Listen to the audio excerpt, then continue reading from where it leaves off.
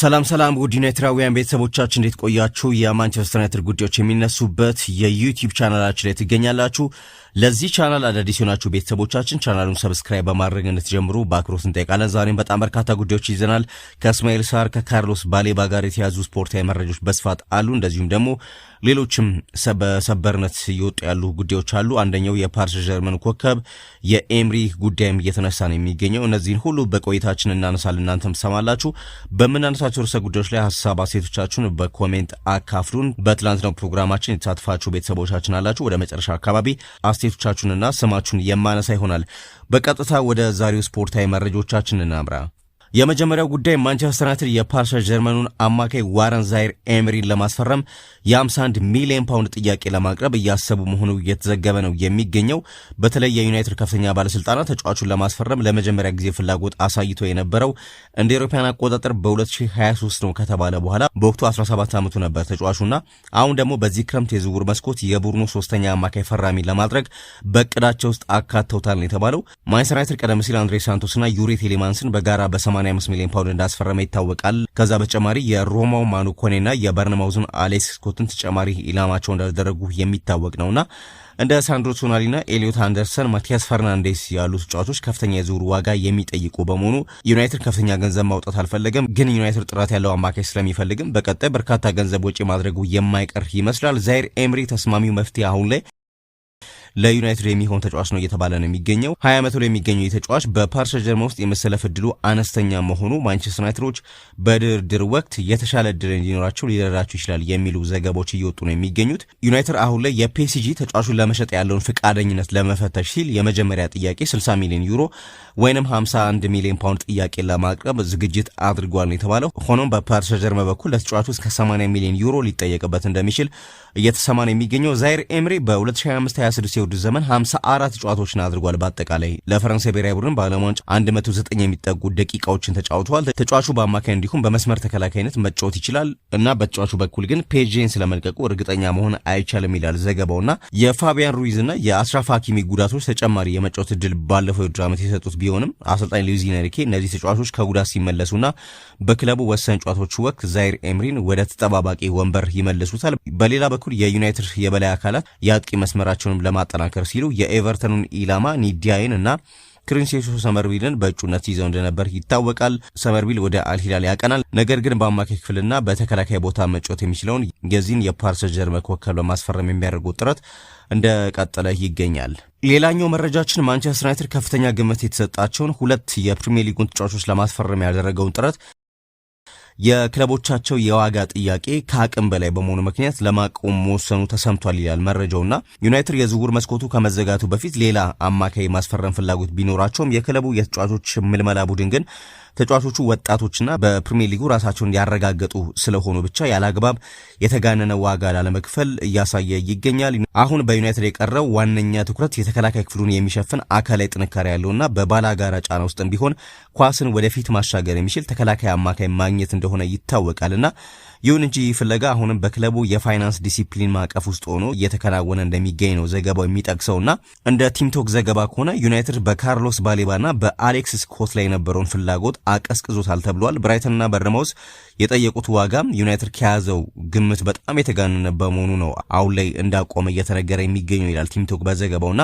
ክለቡ የሁለቱንም ተጫዋቾች ብቃት የሚያደንቅ ቢሆንም ብራይተን ለባሌባ የጠየቀው ዋጋ ወደ 100 ሚሊዮን ፓውንድ ይጠጋል። በርንማውዝም በተመሳሳይ ለስኮት ያቀረበው ዋጋ በዩናይትድ በኩል በጣም የተጋነነ እንደሆነ ተወስዷል የተባለውና ዩናይትድ ባሌባ ባለፈው የውድድር ዘመን ወጥ የሆነ አቋም ባያሳይም የአካላዊ ጥንካሬውና የተከላካይነት ብቃቱ ከካሪክ ታክቲክ ጋር ይሄዳል በሚል ዋጋውን ወደ 50 ሚሊዮን ፓውንድ አካባቢ ገምተውታል የተባለው። በሌላ በኩል አሌክስ ስኮት በኳስ ይዞታው በኃይሉና በቴክኒክ ብቃቱ በጣም የሚደነቅ ተጫዋች ቢሆንም ከበርንማውዝ የቀረበለትንም አዲስ ኮንትራት ትላንትና ማጣጣሉ ቢነገርም የዝውውር ዋጋው ግን አሁንም እንደናረ ይገኛል። በዚህ ምክንያት ዋጋው ከ41 ሚሊዮን ፓውንድ በታች የሆነው የፍሉሃሙ አማካይ ሳንደርበርግ አሁን ላይ ይበልጥ ተመራጩ የዩናይትድ ኢላማ ሊሆን እንደሚችል የተዘገበ ነው የሚገኘው። ዘጋርዲያን ባወጣው መረጃ ደግሞ ዩናይትድ ሶስተኛ አማካይ መፈለጉን ቢቀጥልም ለስኮት ለሮማው ማኑ ኮኔና ለሪያል ማድሪዱ ኤድዋርዶ ካማቪንጋ የሚደረጉ እንቅስቃሴዎች በአሁኑ ሰዓት ከ60 ሚሊዮን እስከ 80 ሚሊዮን ፓውንድ የዋጋ ተመን ምክንያት የመሳካት እድላቸው አነስተኛ መሆኑን ይጠቅሳል። የሁለቱ ተጫዋቾች ዋጋ በእርግጥም የተጋነነ ከሆነ ዩናይትድ ከባሌባና ከስኮት ዝውውር እጁን ማውጣቱ ተገቢና ብልህነት የተሞላበት ውሳኔ ነው ይላል ቲምቶክ ዘገባውን ሲቀጥል። ከዛ በተጨማሪ ሁለቱም ተጫዋቾች የዩናይትድን ስብስብ ሊያጠናክሩ የሚችሉ ቢሆንም ቡድኑ በግራ ተከላካይና በማጥቃት መስመር ላይ ተጨማሪ ክፍተቶች ባሉበት ሁኔታ የቀረውን አብዛኛውን በጀት በሁለቱ ብቻ ማፍሰስ የለበትም። ሳንደርበርግን ማስፈረም ምናልባት ብዙዎችን የሚያስደስት ባይሆንም የፕሪሚየር ሊግ ልምድ፣ የተከላካይነት አካላዊ ቁመትና አነስተኛ የፋይናንስ ጉዳይ ተጫዋቹን ተመራጭ ያደርጓል የተባለ ነው የሚገኘው። ብቸኛው ስጋት ተጫዋቹ የቡድኑን አጠቃላይ የብቃት ደረጃ ያሳድጋል ወይንስ ቀጣይነት ያለው የተጠባባቂ ተጨማሪ ስኳድ ብቻ ይሆናል የሚለው ነው። ዩናይትድ በዝውውር መስኮቱ መጨረሻ ላይ ዋጋዎቹ ሊቀንሱ ስለሚችሉ የመጀመሪያ ምርጫዎቹን መከታተሉን መቀጠል አለበት። አሁን ባለው ሁኔታ ግን ለተጫዋቾች ያለውን ፍላጎት ወደ ሌላ የተጋነነ የገንዘብ ብክነት ከመቀየር ይልቅ በትዕግስት መመልከቱ የተሻለ አማራጭ ነው ሲል ቲምቶክ በዘገባው አንስቷል። በሌላ በኩል ዘሚረር የተባለው መገናኛ ብዙሃን ደግሞ ያወጣውን ጉዳይ እንመልከት። አሰልጣኝ ማይክል ካሪክ ማንቸስተር ዩናይትድን መልሶ ለመገንባት አሁን በእርግጠኝነት ኢላማ ያደረጋቸው 6 ተጫዋቾች ናቸው የሚል ዘገባ ነው ያወጣው። ዩናይትድ የቻምፒየንስ ሊግ ጨዋታዎችን ከማድረጉ በፊት ለማይክል ካሪክ ጠንካራ ስብስብ ለመገንባት በሚያደርገው ጥረት በክረምት የዝውውር መስኮት በርካታ አዳዲስ ተጫዋቾችን አስፈርመዋል። ዩሪ ቴሊማንስ፣ አንድሬ ሳንቶስ፣ ካርል ዳርሎና ወጣቱ ታይናን ቶምሰን ክለቡን የተቀላቀሉ ናቸው ይላል ሚረር። ተጨማሪ ተጫዋቾችን በቀጣይ ይመጣሉ ተብሎ ይጠበቃል እና ዩናይትድ ለተጨማሪ ተጫዋቾች ቦታ ለማመቻቸት አንዳንዶቹን ለመሸኘት እየሰራ ባለበት በዚህ ሰዓት በዓለም ዋንጫው ላይ ድንቅ ብቃት ካሳዩት መካከል ለካሪክ ስብስብ የሚሆኑ 6 ተጫዋቾችን ተመልክተናል ይላል ሚረር በመረጃው። አንደኛ ላይ ያስቀመጡት አዩብ ቡአዲን ነው። አሁን ላይ በዓለም ላይ ከሚፈለጉ ወጣት ተጫዋቾች አንዱ የሆነው የ18 ዓመቱ የሞሮኮ ብሔራዊ ቡድን ተጫዋች ቡአዲ በዓለም ዋንጫው ላይ በብራዚል ላይ ያሳየው ድንቅ ብቃት የበርካቶችን ቀልብ ስቧል። በቅርቡ ከሊል ጋር አዲሱ ውል ቢፈርምም ዩናይትድ ቀደም ሲል ሌኒ ዮሮን ከዚህ ክለብ ያስፈረመበትን ግንኙነት በመጠቀም ሊወስደው ይችላል እየተባለ ነው የሚገኘው። ሆኖም ሲቲና ፔዥም ተጫዋቹን ለማስፈረም ፍላጎት ማሳየታቸው ለዩናይትድ ፈተና ሊሆን ይችላል እየተባለ ነው የሚገኘው።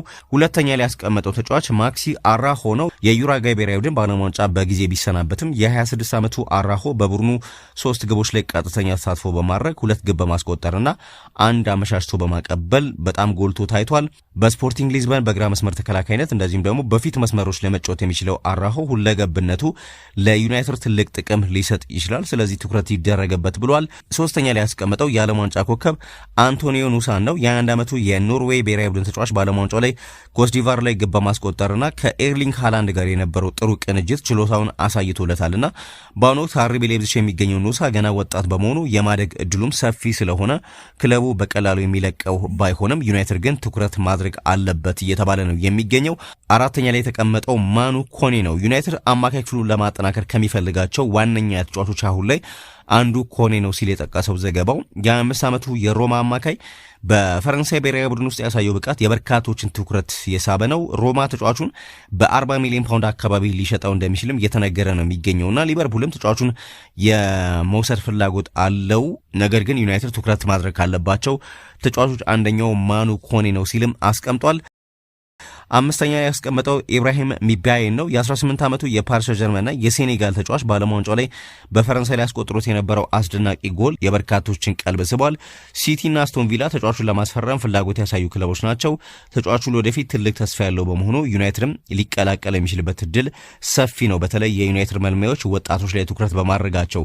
ስድስተኛ ላይ የተቀመጠው ያሲን አያሪ ነው። የ22 ዓመቱ የብራይተንና የስዊድን አማካይ አያሪ ስዊድን ቱኒዚያን 5-1 በረታችበት ጨዋታ 2 ድንቅ ግቦችን ከርቀት ያስቆጠረ ሲሆን በዓለም ዋንጫው ላይ ትልቅ ትኩረት ካገኙ ተጫዋቾች መካከልም አንደኛው ነው። በሌላ በኩል የኢስማኤል ሳርን ጉዳይ እናንሳ። ማንቸስተር ዩናይትድ መጫወት ህልሜ ነው ሲል ኢስማኤል ሳር ተናግሯል።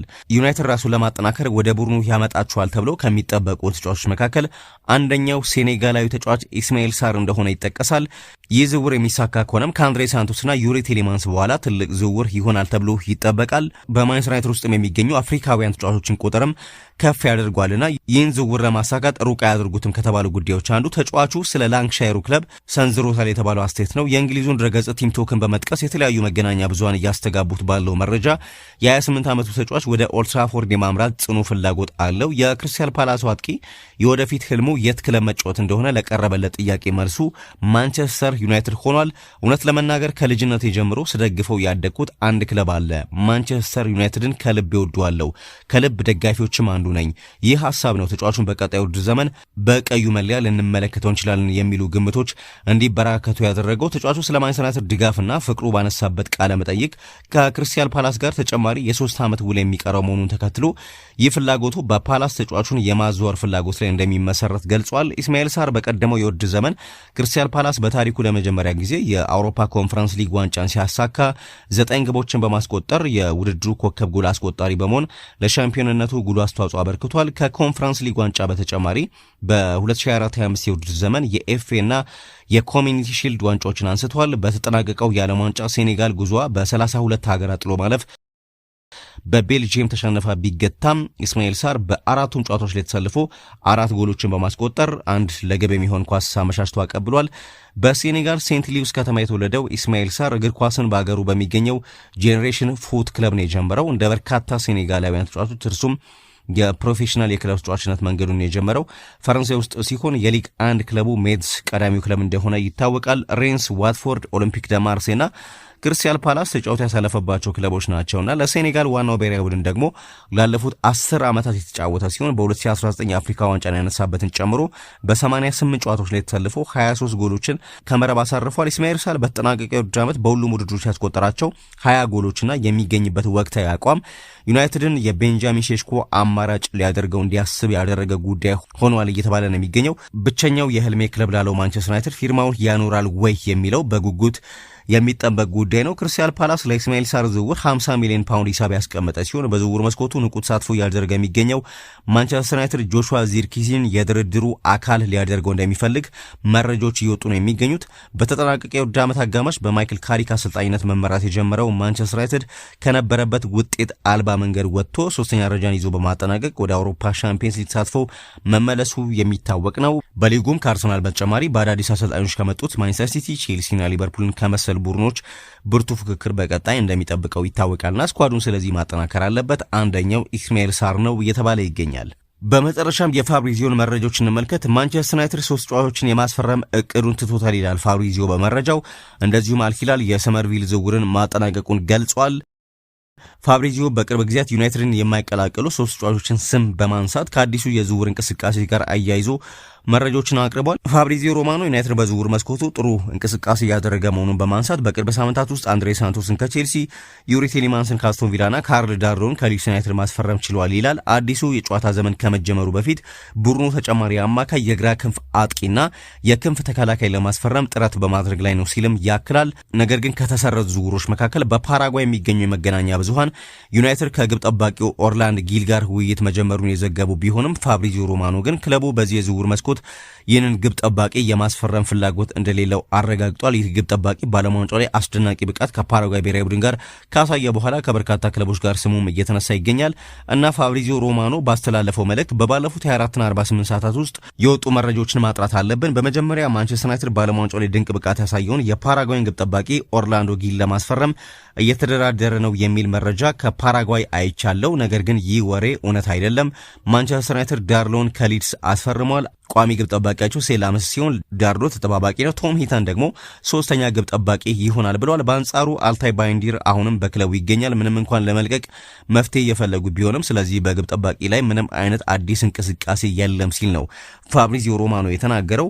ሌላኛው ሳርና ሰመርቪልን በተመለከተ ባሰራጨው መረጃም ዩናይትድ ከበርካታ የክንፍ አጥቂዎች ጋር ስሙ ሲነሳ ቢቆይም ሮማኖ ግን ከዌስትሃሙ ክሪንሲሲዮ ሰመርቪልና ከፓላሱ ኢስማኤል ሳር ጋር የላቀ ውይይት እየተደረገ እንደነበር በመግለጽ አሁን ግን እነዚህ ጉዳዮች እየተቀዛቀዙ መምጣታቸውን ገልጿል። ሮማኖ አክሎም ከኢስማኤል ሳር ጋር ተያይዞ ባለፉት 24ና 48 ሰዓታት ውስጥ ብዙ ወሬዎች ነበሩ። ነገር ግን አሁን ባለው ሁኔታ ለሳር የተሰጠው ምላሽ ከሰመርቪል ጋር ተመሳሳይ ነው። ከሰመርቪል ጋር ብዙዎች የላቀ ውይይትና ድርድር እየተደረገ ነው ቢሉም እውነታው ግን ዩናይትድ ማርከስ ራሽፎርድ በዛ ቦታ ላይ እስካለ ድረስ ለምንም አይነት የክንፍ አጥቂ ጥያቄ አያቀርብም። ራሽፎርድ አሁንም የማንቸስተር ዩናይትድ ተጫዋች ስለሆነና ለመልቀቅ ንቁ ድርድር ስለሌለ አሁን ላይ ክለቡ ለሳርም ሆነ ለሰመርቪል ጠንከር ያለ ድርድር አላደረገም ሲል በመረጃው አንስቷል። የአልሂላልና የሰመርቪልን ጉዳይ በተመለከተ ደግሞ የዘ አትሌቲክ ጋዜጠኛ የሆነው ዴቪድ ኦርነስቴን እንደዘገበው ዌስትሃም ዩናይትድ በማንቸስተር ዩናይትድ ይፈለግ ለነበረው ክሪንሲሲዮ ሰመርቪል ከሳዑዲው ክለብ አልሂላል የቀረበውን የ60 ሚሊዮን ፓውንድ የዝውውር ጥያቄ ተቀብሏል ብሏል። ኦርነስቴን በማህበራዊ ገጹ ላይ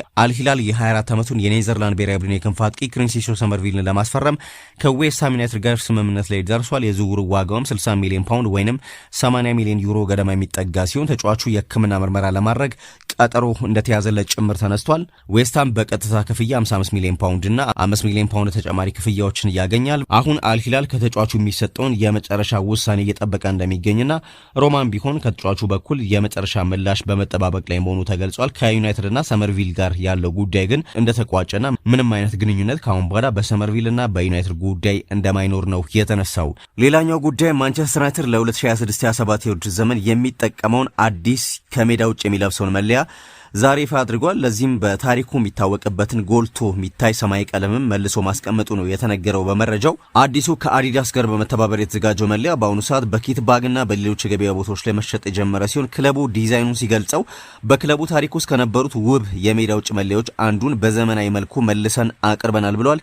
ዩናይትድ በታሪኩ ደማቅ ሰማያዊ መለያዎችን ይጠቀም የነበረ ቢሆንም ወደዚህ አይነት ስታይል የተመለሰው ጆዜ ሞሪኒዮ ቡድኑን ይመሩበት በነበረበት በ2016/17 የውድድር ዘመን ከተጠቀመ በኋላ ለመጀመሪያ ጊዜ መሆኑም ተገልጿል። የዚህ ቀለም አይነት በ1980ዎቹም የክለቡ መደበኛ ከሜዳ ውጭ መለያዎች መካከል አንዱ እንደነበር ይታወሳል። አዲሱ መለያ ይፋ ከመደረጉ በፊት እሁድ ዕለት በኒው ጀርሲ በተካሄደው በስፔንና አርጀንቲና መካከል በነበረው የዓለም ዋንጫ ፍጻሜ ላይ ታዋቂው ራፐር ስቶርሜዚ መለያውን ለብሶ የተነሳቸውን ፎቶዎች በኢንስታግራም ገጹ ላይ አጋርቶ እንደነበር የሚታወቅ ነው። ይህ መለያ ለተጫዋቾች ምቹ በሚያደርግ ቀላልና ዘመናዊ የ3D ቴክኖሎጂ የተሰራ ሲሆን በአሁኑ ሰዓት በፋንታስቲክ በኪትባግና በክለቡ መደብር ለሽያጭ ቀርቧል ተብሏል። ዋጋውም ለህፃናት 40 ፓውንድ ለአዋቂዎች ደግሞ ከ85 ፓውንድ ጀምሮ እየተሸጠ ይገኛል። ከዚህ መለያ ጋር በተያያዘ በርካታ ደጋፊዎች አስተያየታቸውን እየሰጡ ነው የሚገኙት። በአዲሱ መለያ ላይ ያላቸውን አስተያየት በኤክስ ገጽ ላይ ከሰጡ የዩናይትድ ደጋፊዎች መካከል አንደኛው በጣም ውብ የሆነ የሜዳ ውጭ መለያ ነው፣ ሰማያዊ ቀለሙን ወድጄዋለሁ ሲል አድናቆቱን አንስቷል። ሌላኛው አስተያየት ሰጪ ደግሞ እንዴት አይነት ውብ መለያ ነው፣ ማንቸስተር ዩናይትድ በፕሪሚየር ሊጉ ምርጥ መለያ ያለው ክለብ ነው ብሏል። ሌላኛው ደጋፊ ደግሞ በመጨረሻም የትሬኒንግ የልምምድ የማይመስል የሜዳ ውጭ መለያ አገኘን፣ ይህ መለያ በ2026/27 ዋንጫዎችን የሚያነሳ ነው፣ ቃሌን ያዙ ሲል አንድ ደጋፊ እንደዚሁ እምነቱን ገልጿል። በሌላ በኩል ግን ሁሉም ደጋፊ በመለያው አልተደሰተም። አንደኛው ደጋፊ እንደውም እንደ 2021 የውድድር ዘመን መለያ ያን ያህል ማራኪ ወይንም ሳቢ አይደለም ሲል አስተያየቱን ሰጥቷል። እናንተስ በዚህ የዩናይትድ ከሜዳ ውጭ መለያ ምን አስተያየት አላችሁ? ሀሳቦቻችሁን በኮሜንት አስፍሩልን። ግን የዩናይትድ ቀጣይ የሚጠቀምበት የሜዳ ውጭ መለያ ይህን እንደሚመስል እየተነገረ ይገኛል። በመጨረሻም በትናንትናው ፕሮግራማችን ከተሳተፉ ቤተሰቦቻችን መካከል የተወሰኑትን አስተያየቶች ላንሳ። ማኑኮኔ የሚገርም ተጫዋች ነው። ሌሎች ክለቦች እሱን ለማስፈረም ከመሞከራቸው በፊት ክለባችን ቶሎ ብሎ ልጁን ማስፈረም አለባቸው። ምክንያቱም ሌሎች ክለቦች ዝውውር ውስጥ ከገቡ ዋጋው ይንርና ክለባችን ከዝውውሩ ራሱን ያገላል። እናም ይህ ነገር እንደ ክለብ ደጋፊነቴ በጣም ያሰጋኛል። ጥሩ ነው የሚል አስተያየት ይነበብ ሰጥቶናል። ሰለሞን ኃይሉም ለሰጠን አስተያየት እናመሰግናለን። አስፋውም እንደዚሁ የተሳተፈ ቤተሰባችን ነው። ዩናይትድ ግን ለምንድነው ጆን ስቶንስን ለማስፈረም የማይንቀሳቀሰው? ልጁ ከሲቲ እንደሚለቅ ይታወቃል። በነፃ ነው የሚገኘው። በዛ ላይ ሁለገብ ነው። አማካይ ተከላካይ ከወገብ በታች ባለው በየትኛውም ቦታ መጫወት ይችላል። እድሜውም ያን ያህል የገፋ አይደለም። ምንም ወጪ አያስወጣም። ዩናይትድ ቢያስብበት ባይነኝ የሚል አስተያየት የሰጠው ሙባረክ ነው። ሁላችሁም ቤተሰቦቻችን ሀሳብ አስተያየቶቻችሁን ስለሰጣችሁ ስለተሳተፋችሁ እጅግ አድርገን እናመሰግናለን። ዛሬም ባቀረብነው ፕሮግራም ላይ ሀሳብ አስተያየቶቻችሁን በኮሜንት አድርሱን እንጠብቃለን። ነገ በሚኖረው ፕሮግራም ላይ እናነሳለን አስተያየቶቻችሁን። በመላው ዓለም ያላችሁ ዩናይትዳውያን ቤተሰቦቻችን በያላችሁበት ሰላምና ጤና ተመኘን። ሰናይ ጊዜ። ቻው ቻው።